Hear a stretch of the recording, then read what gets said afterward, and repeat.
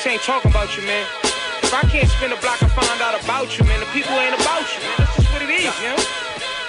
But I got to talk about it in the streets, man. Yeah, this one's for the streets first. Stripes like a referee shirt. This one's for the streets first. Tell mama this the rebirth. Say I need church, I talk dirty. But my hands and my feet work. Teamwork, put in pain, but gotta bring it to the streets first. It's your boy A Butter, and I'm back with another episode of that Streets First podcast. This time I'm sponsored by On Our Block. On Our Block is a community banking app that's helping dreamers build wealth from scratch. Check them out, onourblock.com. You know what I'm saying? I'm here. I'm in New Jersey. I had to pull up with the McDonald's All-American, Villanova alumni, New York Knicks alumni, New Jersey finest, okay? My God, Tim Thomas. Hey, what up, bro? What's good, man? Oh, man. Happy love, to see love. you, man. Welcome to Jersey. It's Welcome been a to while, Jersey. bro. It's been a while, Definitely, man. definitely. Last time me and you was around each other, I'm talking about around each other. I want to take my listeners back. Me and you played up at Rucker, man. And if you don't mind just giving the viewers, before we get into your story a little bit, can you give the viewers what it was like with you playing up at Rucker with Fat Joe and just that whole experience? Man, that was everything. You know, I grew up also playing with Skip. I Shout out to Skip to my Lou. I think Skip played with, did he play with Mousy? Skip to my Lou played with Mousy one time. Yeah, he played with also Mousy. played with a lot of Def Jam. Okay. He played with a lot of Def I Jam. believe it was Mousy. So, like early on, that was my introduction. You know, playing with Skip and Mousy. And then later on, as a pro, I came back, you know what I mean, and played with Fat Joe and yourself and Terror Squad.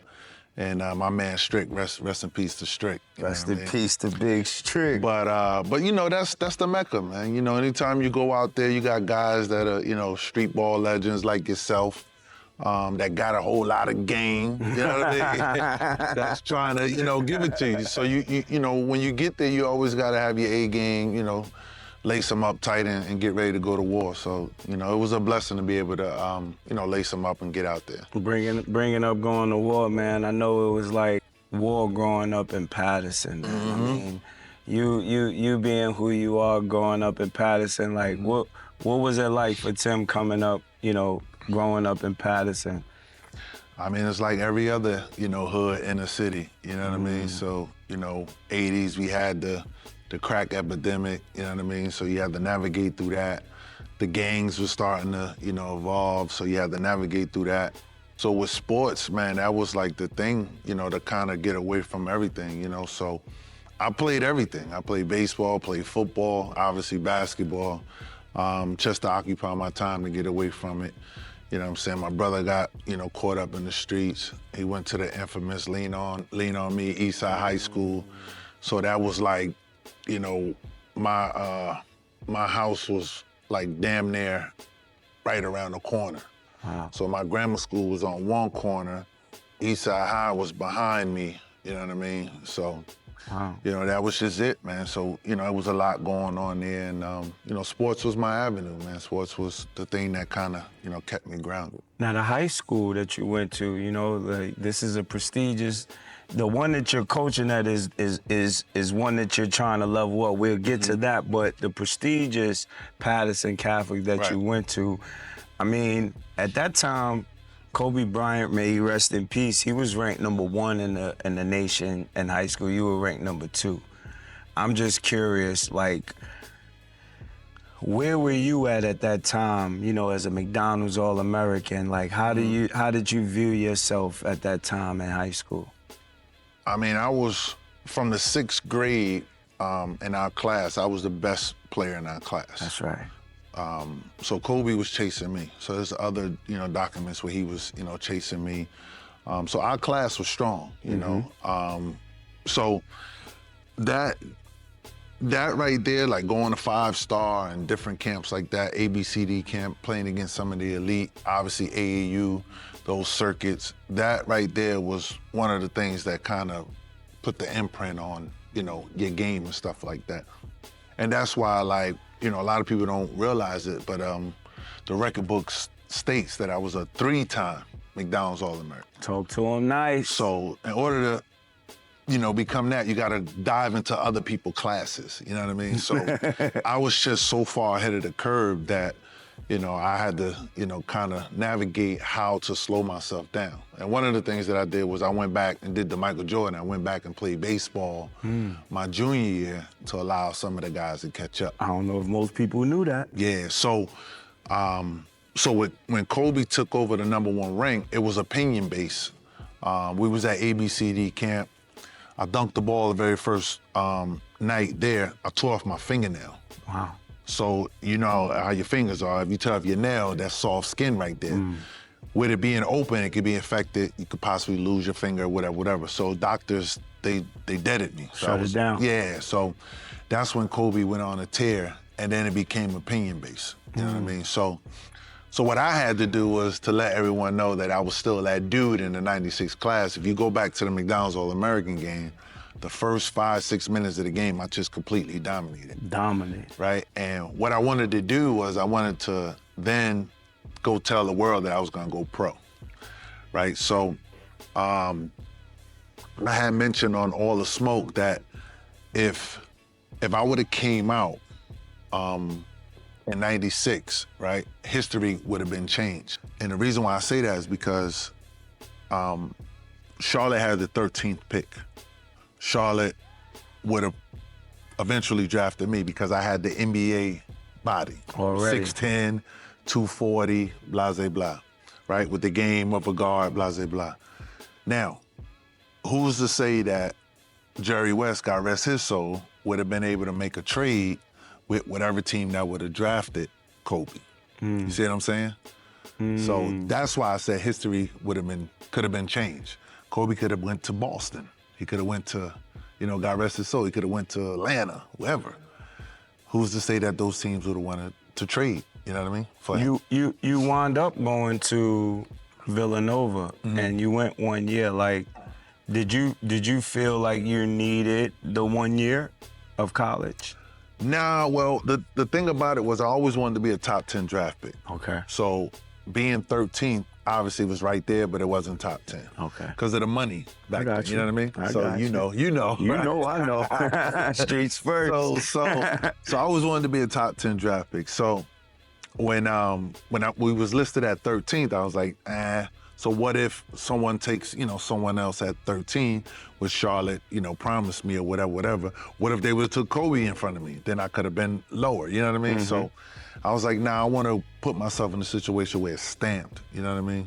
And I had nieces and nephews coming behind me, so I wanted to show them the ropes on what it is, you know, to work hard to get to college, whether it's through sports or just academics, you know what I mean? What was that experience for you, like, briefly, if you don't mind? Like, just the whole going to college and experiencing what Villanova is. You know, they are champions before, so they've been doing a lot of things. Well, I tell people all the time, I made it cool for cats to go to Nova. You know what I mean? So obviously it was, you know, the foundation was set with the guys before then, Ed Pinckney and all those guys that won the championship, and then Kerry Kittles and that crew.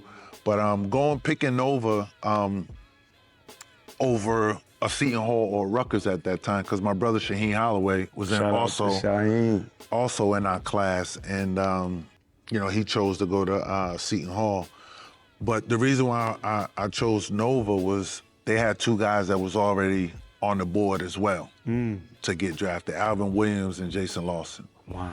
So I said, all right, if I go here, I'm gonna be able to learn and grow from two guys that's been through it. You know, playing in the Big East, playing against the high caliber of talent in the Big East, you know, going through those battles. I'll be able to learn a little bit from them, learn how to work on my body, learn what it is to become a pro, right?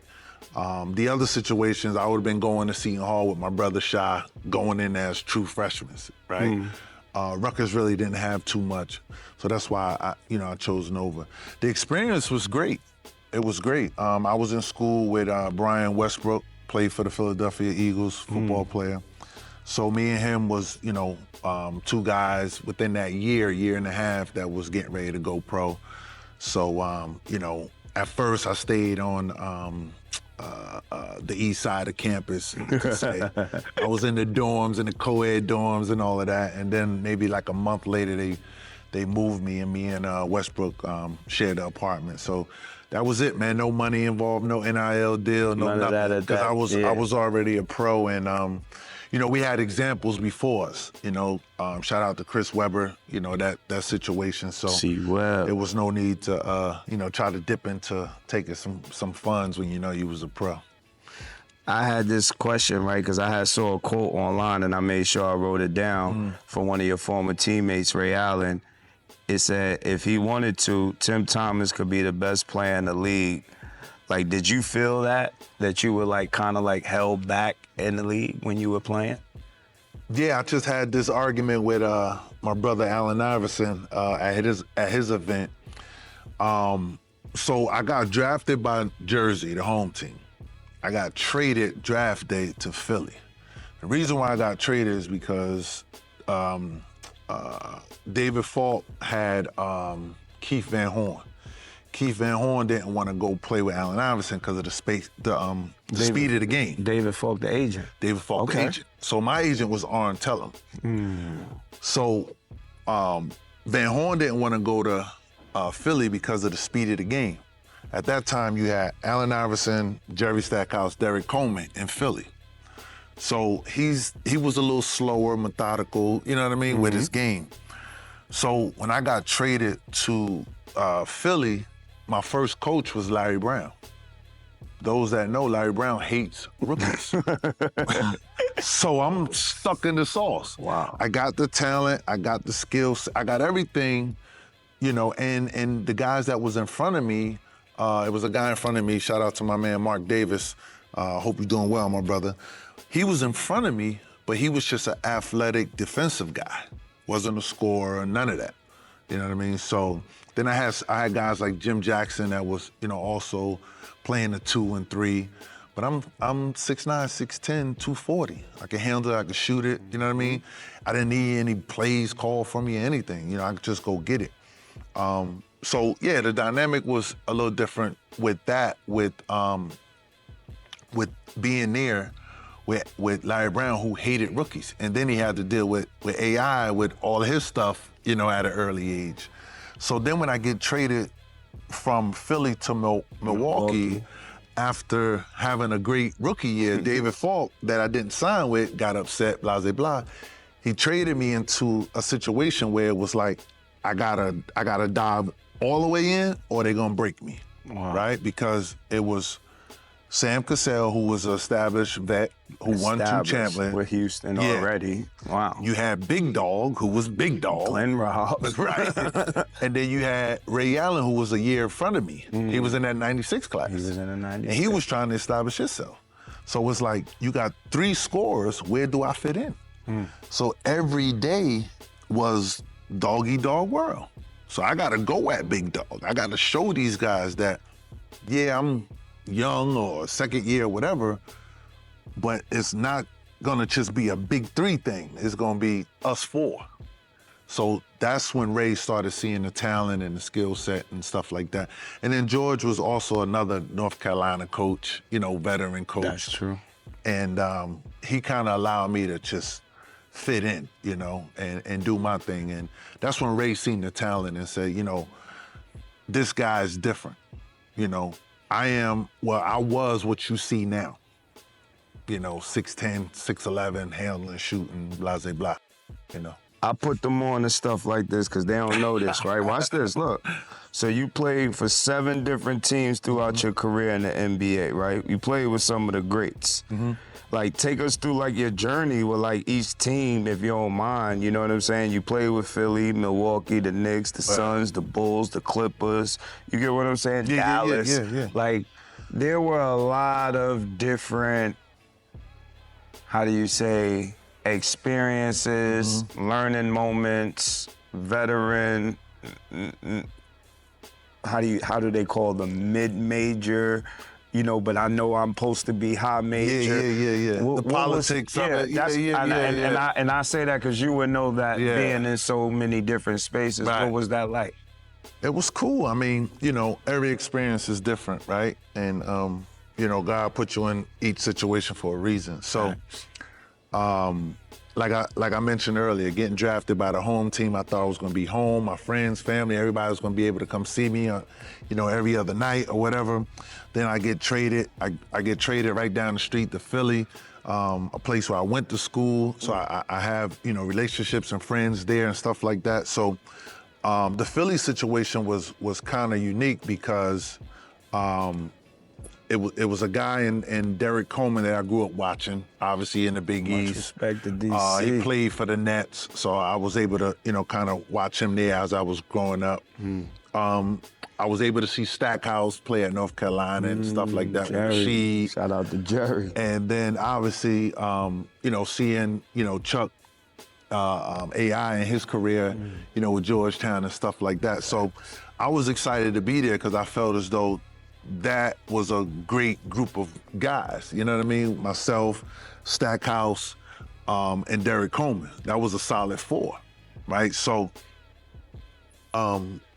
when I get there, probably like 30-something games in, they trade Stackhouse, right? So now you got Allen who's tearing the league apart.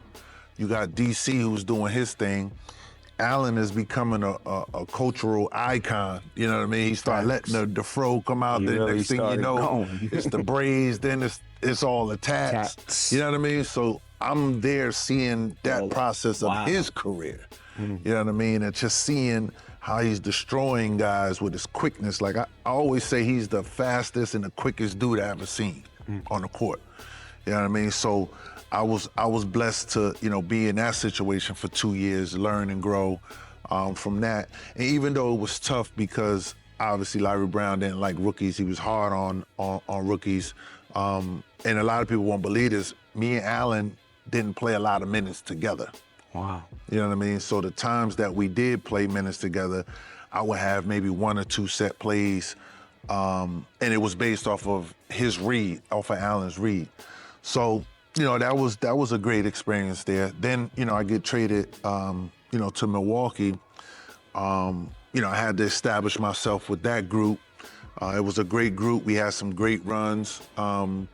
We should have went to the, you know, the finals. I was about to say that year that you played it. Yeah, we you played looked at with your yeah, we should have went to the finals. But again, Chuck, with his greatness, he just showed that, you know, why he's a Hall of Famer. You know, being able to carry that team basically as the only scorer, and we had 4 scorers. To this day, I still don't know how we lost that. But, you know, just being around that group with, you know, seeing how, you know, Ray was working, you know, on his shot and his mechanics and stuff like that on a daily basis. Seeing Sam, you know, being able to create with his mid-range stuff and get guys off balance and stuff like that. You know, seeing Big Dog work on the block and being able to, you know, score in the mid-range and stuff like that. Like, you know, I was able to take all of that, you know, as I'm, you know, moving on. You know what I mean? So, you know, getting traded from Milwaukee, going to who was the first thing? I think it was New York. It was New York. Yeah. 'Cause I got traded from Milwaukee, and I came home. 99-04, you was with the Bucks, and then 04-05, you was with the Knicks, baby. Brother does his homework. So I come home, and I'm home with my brother Stephon Marbury, right? So it's his first time playing in New York. It's my first time playing in New York. So that was special because obviously we grew up playing together. A lot of people don't know I played for Gauchos as well. You know what I mean? So shout out to the New York Gauchos. Yeah, so I always get upset when they don't have my banner in there. So I'll be there soon, and I better see my banner. That's right. That's right. Tell us, yeah, we coming to talk to you, book. Yeah, so, you know, getting a chance to come home, playing with my brother Stephon, and then, you know, obviously being around some of the New York greats that I grew up watching, Allen Houston and stuff like that, Kurt Thomas. So that was a thrill, you know, to be able to play in the Garden. And then I was able to play for some legendary coaches as well, you know. So I started off with Larry Brown, George Karl. In New York, it was Lenny Wilkins, right? You know what I mean? Ooh. So that was everything. So I took some stuff from there, right? The Chicago situation was a little weird because when I was in Milwaukee, I was a free agent, and you was offered I was More- offered you- more I was money. about to say you was offered more money. And you didn't take it. I didn't take it because It's financial literacy. Butter does his homework. We gonna go somewhere with this. yeah, so I didn't take it because Milwaukee ended up matching it with playoff bonuses and stuff like that. Okay. So I knew that was a championship caliber team. So that was the reason why I went back to Okay. Milwaukee. But I wanted to go to Chicago, but they had traded all our brothers. They had Ron Yep, Artest. they had Ron. They Shout out had to Elton Matter. Brand. You know what I mean? They traded Elton Brand. So these are guys that are a little younger than me, but I know them and we can go. Let's City vibe. line it up and That's go. right. Tri-state vibe. Tyson Chandler was there. So when they traded all those guys, the only two guys they was coming after was me and Eddie Jones. And this is right after the Bulls had their dynasty. You know what I mean? So it's like, yo, you can't go into a situation like that and not have somebody to work with you. You know what I mean? So that's the reason why I went back to Milwaukee. But that situation in Chicago was kind of rough because they basically traded for me to kind of shelf me. You know what I mean? So I had to deal with a coach and Scott Skiles that, you know, when I was coming in, he was on his way out the league. Okay. You know what I mean? He played with Shaq, solid player. He had his issues, but he was basically going off of management because management didn't like me. He tried to pick, you know, situations with me. So basically I had to get bought out of that situation. Okay. Then I went west to Phoenix. Phoenix. Yeah, I went to Phoenix. So, you know, playing in Phoenix, the 7-second rule and all that with Steve Nash and that fast pace, that was like street ball, buddy. You know what I mean? You So know it's what like- that's like. Yeah, so it's his like dimes is different. yeah. So this is a guy that, you know, two-time, you know, MVP at his size. You know what I mean? 1 year he beat out Kobe. Facts. You know what I mean? So it's like you get a chance to play with a guy like that and that system, that pace. It's just like, you know, the love of it. You know what I mean? Where it all started from the streets. You know That's what I right. mean? Street ball. So you just getting up and going. I learned a lot from Coach D'Antoni as far as the pace, you know, trading threes for twos, stuff like that. And then just, again, having a chance to play with Steve, man, that was like, you know, it was everything, you know, especially a guy who, you know, had the skill set that I had, you know what I mean? And being in Phoenix, that was the only time me and Kobe actually had a chance to compete against each other in the playoffs, you know what I mean? So, God rest his soul, you know, I'm 1-0 against my brother. Hopefully one day in heaven we'll get another, We'll meet you up know, again. Yeah, get it on again. But yeah, that was a thrill. And then, you know, going from Phoenix, I was actually trying to sign to the Lakers, but I missed it by 5 minutes. So Phoenix was trying to sign me for like a 3-year deal.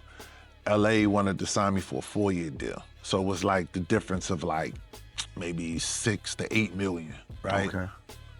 You remember Ramatovich? Ramatovich, the yes, shooter. Yeah, the Yes, shooter. yes, So yes. he was with the Clippers, and I was with the Phoenix. So that year we ended up beating them before we played Kobe and them, and they wanted another shooter.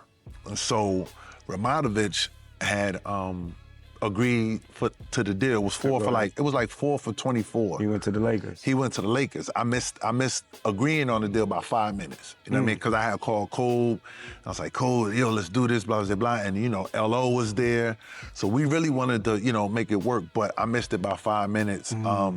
So that's when I signed with the Clippers. So I signed with the Clippers. I was there with Mike Dunleavy. Mike Dunleavy. Yeah, I finally got a chance to play with Elton Brand.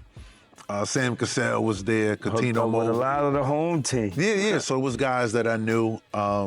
So Corey Maggette, you know what I mean? So that was cool. We was trying to build that organization. They had just had a good run against us, like I said, in the year before when I was with Phoenix. Yep. So we was trying to establish that. So I was there 2.5 years, close to 3 years.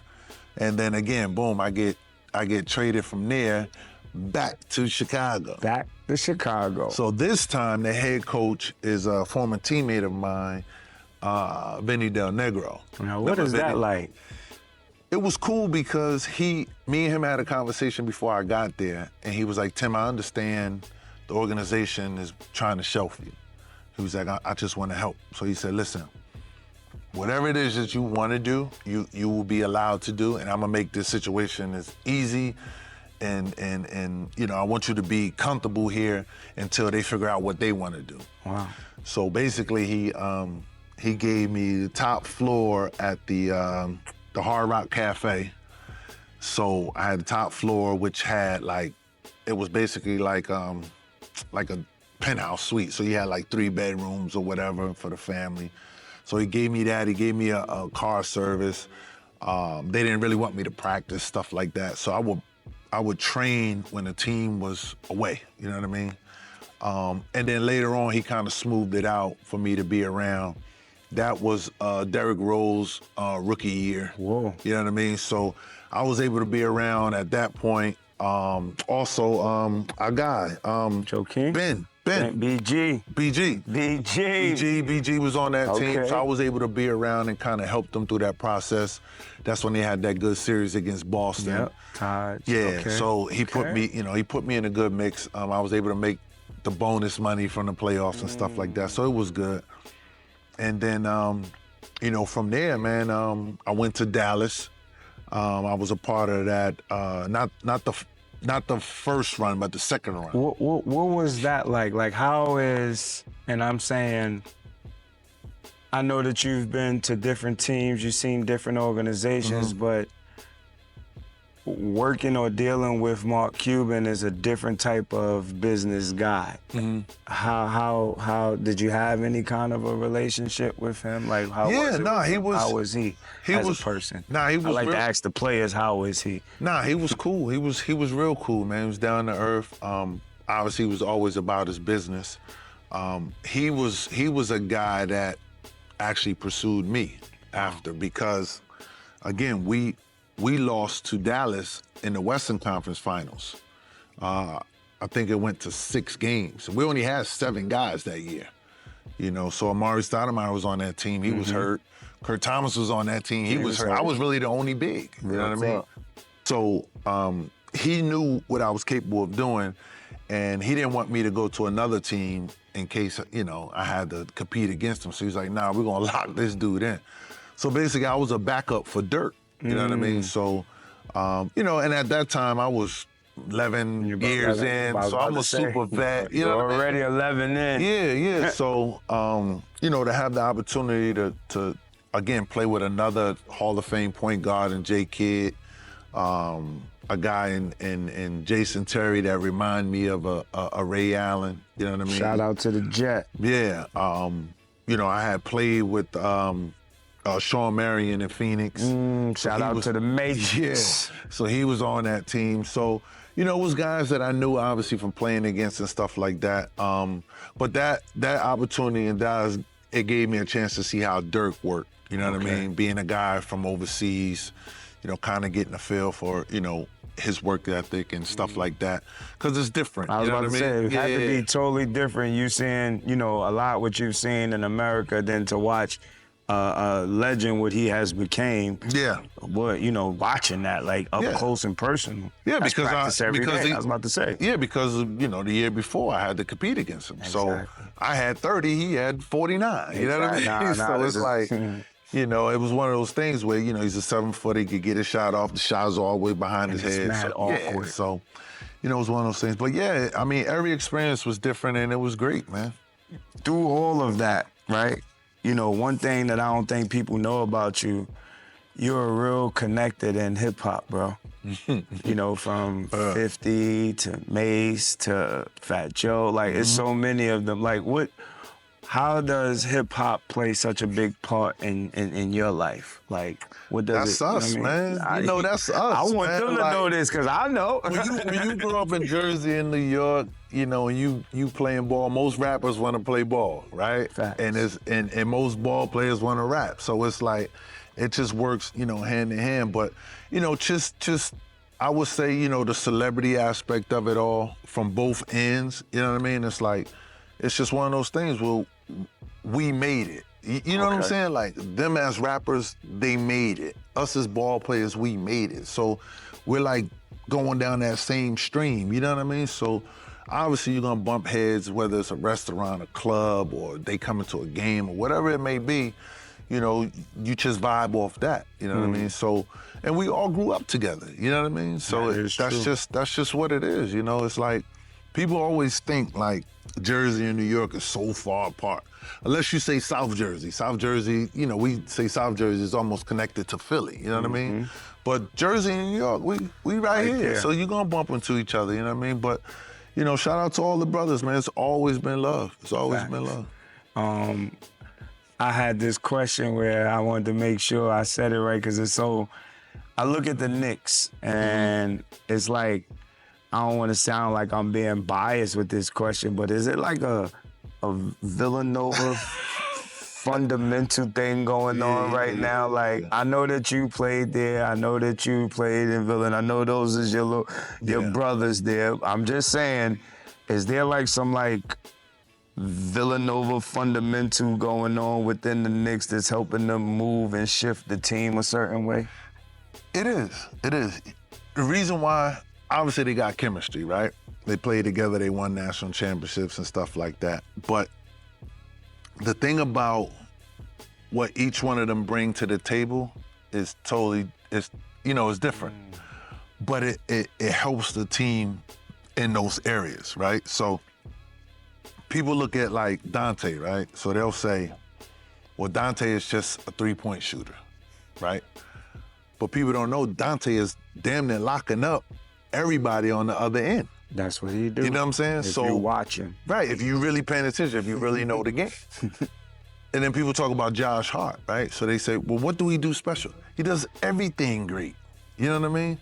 And then you got the assassin in JB, right? So it's like, that's been their format and their foundation when they was in school. So you take those three pieces and then what Julius bring, right? He's the motor, right? He's inside, outside guy, he's the toughness, dude on the team and all of that.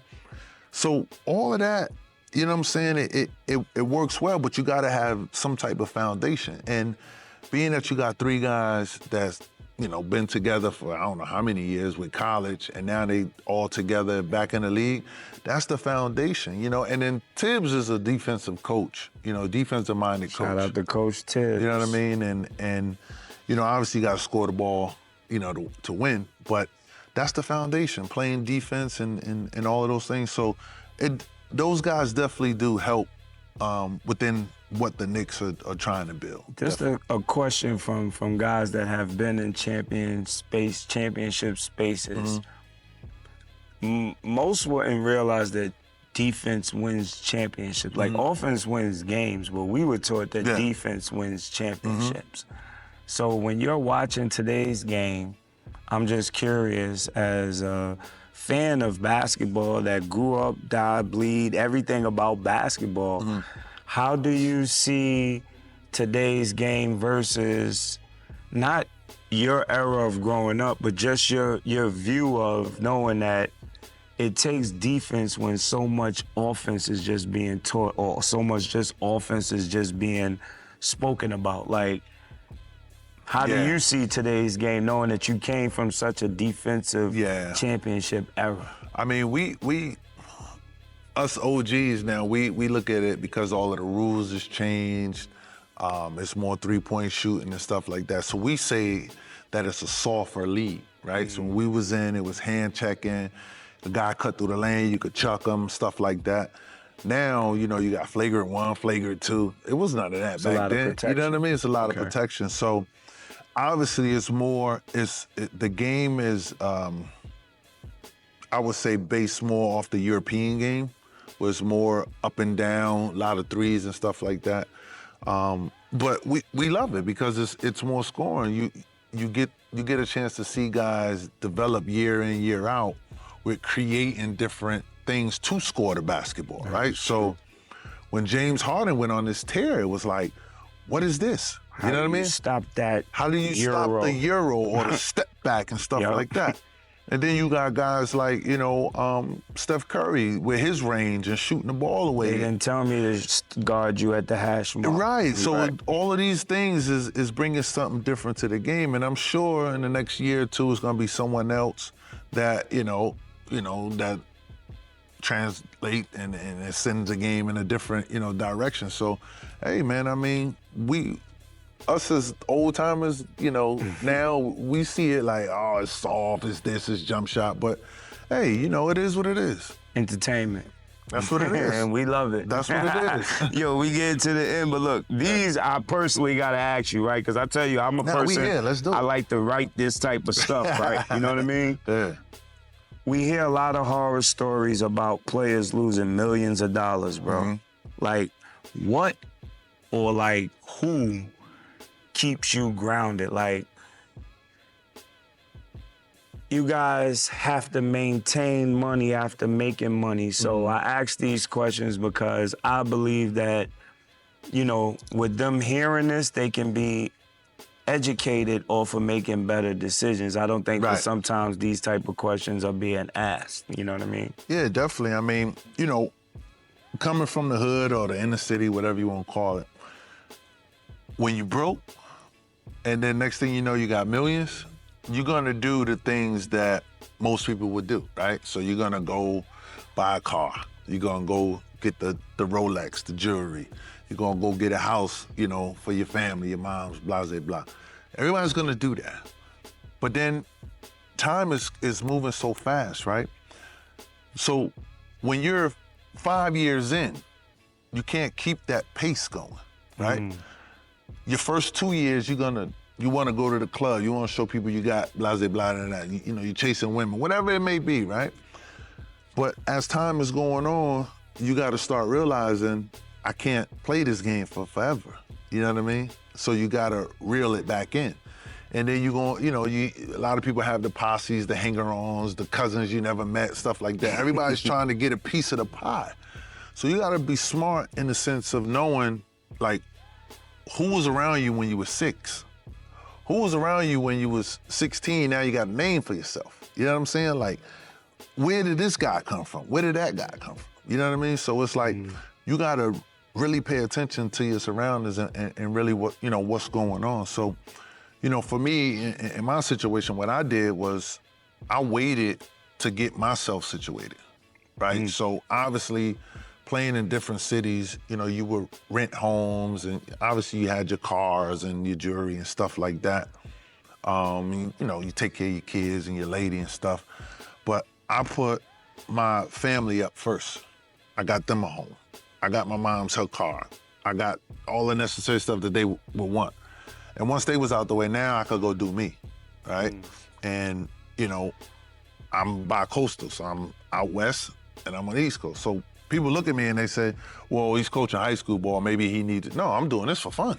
You know what I mean? Like, but again, it's like people just have to realize, like, this is your blessing. It's like if you went and played the lottery, that's your blessing. Go do some things that are nice for yourself, for your family, but understand the years is adding up and you're only gonna get older. So if you wanna maintain that lifestyle, you gotta learn how to reel it in a little bit. Now, before I get into, because I got like 2-3 more for you, before I get into the different business ventures that you're in, I just want to speak on it now that you brought it up. Just a second ago, we're here. Like, we're in Paramus, we're at this high school where you coach now. I mean, you being a former NBA player, in different places and spaces that you could have gone and used your expertise. What moved Tim to come and do it at this Paramus Catholic High School? Well, I've been involved with grassroots basketball for this summer's 27 summers. Wow. So my rookie year, I started my program, Tim Thomas Players. We produced 28 pros, 20 McDonald's All-Americans. I sent over 15K kids off to college through the game of basketball, right? So that I have more millionaires in my AAU program than some, top Fortune 500 companies. You I know what I want to mean? slow him down. He said 27 years. 27. I was around Yeah. when Tim Thomas played. But go ahead. Yeah. Oh, man. So with that being said, obviously when I got done playing, I wanted to kind of catch up with the family, right? And then, life goes on, right? So me and my wife, we just had our son. So he's 6, you know what I mean? Congratulations. So, thank you. So I didn't want to jump back into that lifestyle of traveling on a college level or even a pro level. So I said, you know what, let me ground myself a little bit so he can be around to enjoy some of this as well. So he's been to Knick games and stuff like that, and I call him the King. His name is King. Okay, I shout changed, out to King. Yeah, so I changed my government name to King, so I'm senior, he's junior. That's right. Now. So kind of grounded myself a little bit. So I said, you know what, being that I'm gonna be doing that as far as being home, being closer to home, so let me find a situation that's perfect where I can still give back, and continue to do what I've been doing. I still have the AAU program. I wanted to get into high school basketball here in New Jersey. And the reason why I picked Paramus is because if you look around, there's no championships in this building. You have some talented players, there's no championships, no counties, no states, no nothing. So I could have went to a Roselle Catholic or wherever and took over a program that was already established, pros, blah, blah, blah. But I said, I want to take something and build it from the ground up. So that's the reason, why I picked Paramus Catholic.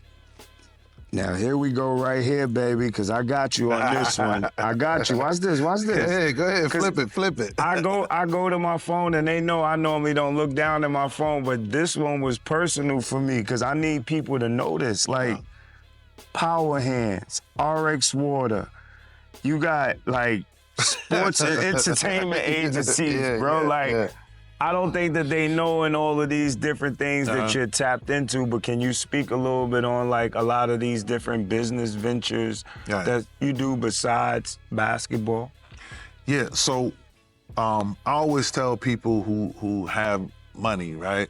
You have to invest in the things that you would love, right? So it's like when you're 60, years old, if someone was to bring you, something from your company, let's say it's, water or basketball, whatever, do you love that, that product?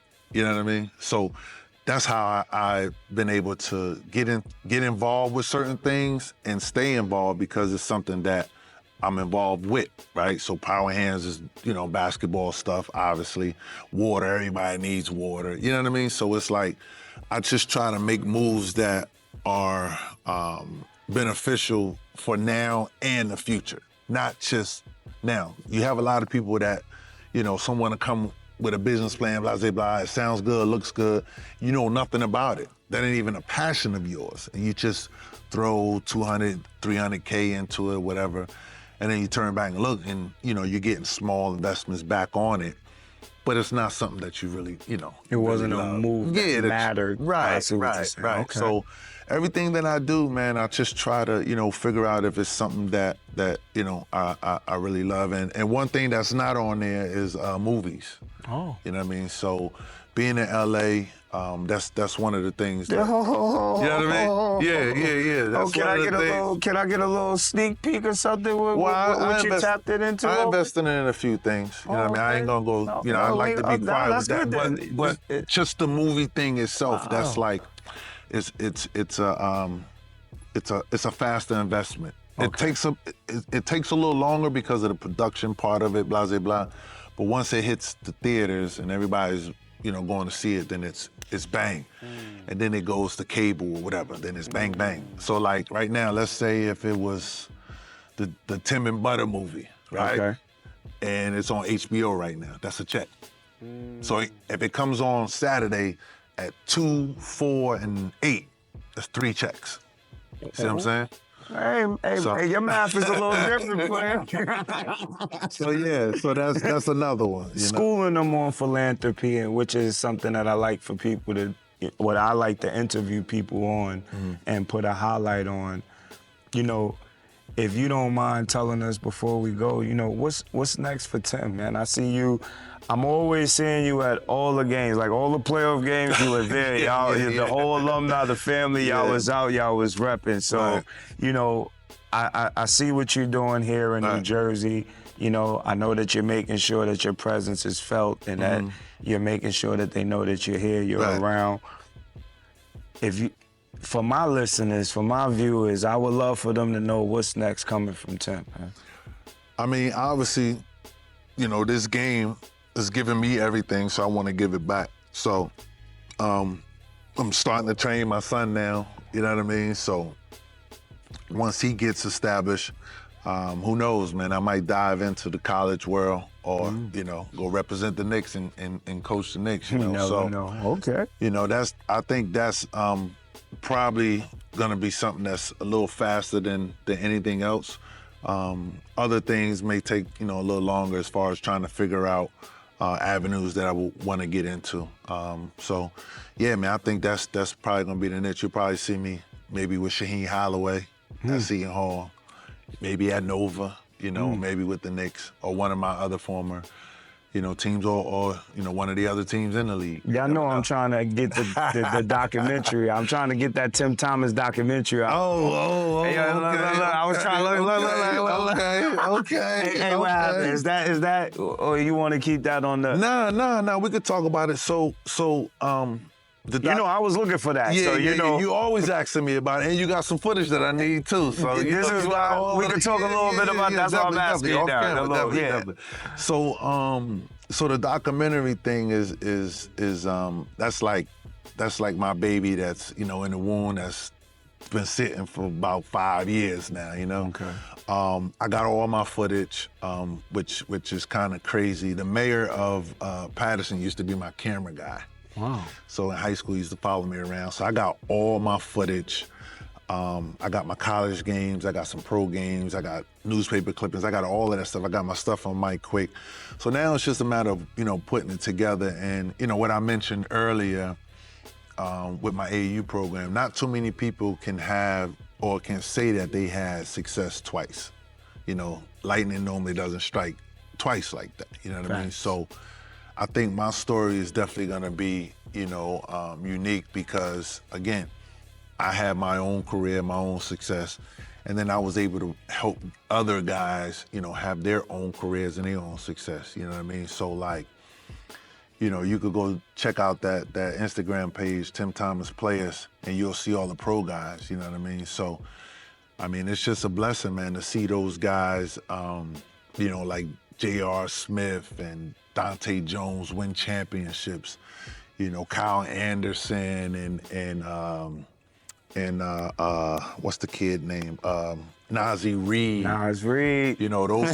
Those kids, coming through my program, playing in the playoffs this year, that's just the thrill, of it all. When I'm financially putting money out for them to go to 5-star or travel to go to Vegas or Texas to play AAU. That's the thrill that I get out of it. We need to see more of that, and that's what I wanted to make sure that I came and put a highlight on that. Yep. So, question I have for you, real quick, if you don't mind me asking you, there was a great AAU team back in the day, man. Can you enlighten us on that one time? I need them names, bro. I need them names. Yeah. The greatest AAU team ever assembled, man. Myself, Kobe, Vince Carter, Kevin Freeman, Donald Hand, Rip Hamilton, Edmund Saunders, Anthony Perry went to Georgetown. I know I'm probably forgetting somebody, man, but yeah, man, we went on a run. Kobe came up to play with me. Obviously, he was chasing me when he came home from Italy. Vince came from Florida to play. Rip was always he was already a Philly guy. So yeah, man, we went through it, man. We went through it. What was that like? Like, what was those? If you don't mind, give me one of those stories if you can remember. So I'm gonna put it to you like this: we're responsible for AAU events now being played in big venues, colleges, and stuff like that. We're responsible for that. We won the national championship back-to-back Both years, the national championship was in Florida at Florida State. We packed Y'all packed Florida State out? packed it out, back to back. You know what I mean? So we was living like rock stars. High man. school game. High school. We was living like rock stars, man. I'm sure somebody got some footage. I have some I had pictures. seen a little bit of footage. Yeah. I think it was when Rip and Kobe was like in a hotel room. That was the If I'm not McDonald's mistaken. All-American game. Oh, that was They that game, but yeah. that wasn't the AAU team when y'all was traveling. No, I got a few pictures. I'm sure somebody got some footage, but we was living like rock stars, man. We had to sneak in through the back, similar to like what guys do now. LeBron was doing it, MJ sneak in the back of the hotels, take the service elevators up, stuff like that. We was doing that way back when. You know what I mean? Sneaking As into high gyms. schoolers. Yeah, we was sneaking into gyms and stuff like that. So, yeah, man, greatest team ever assembled. It was some talented teams out there, but it's still documented as us being number one. There are people that maybe y'all guys don't know that is doing good business, good work, and making sure that they are connecting with their communities and different communities to see them grow, to see the next generation grow. And here on Streets First, like I said, I want to connect both worlds, connect those dots and be able to help dreamers continue to dream, you know what I mean? Be inspired and motivated from hearing these type of conversations. I am, you know what I'm saying? Tim, man. appreciate Always you, love, baby. baby. Always. You already know. Follow us, man. Follow my guy on Instagram. Where they can follow you at, Tim? King Tim Thomas. King Tim Thomas, you already know. Follow Yep. Streets First Podcast, subscribe on YouTube, follow on our blog, you know what I mean? Check the website out. On our blog, check the app out, man, onourblock.com, man. Join in, you know what I mean? Have some fun. I'm pulling up to y'all neighborhoods, I'm pulling up to your communities, and I'm bringing them out. Lights out. Yeah, this one's for the streets first. Stripes like a referee shirt. This one's for the streets first. Tell mama this the rebirth.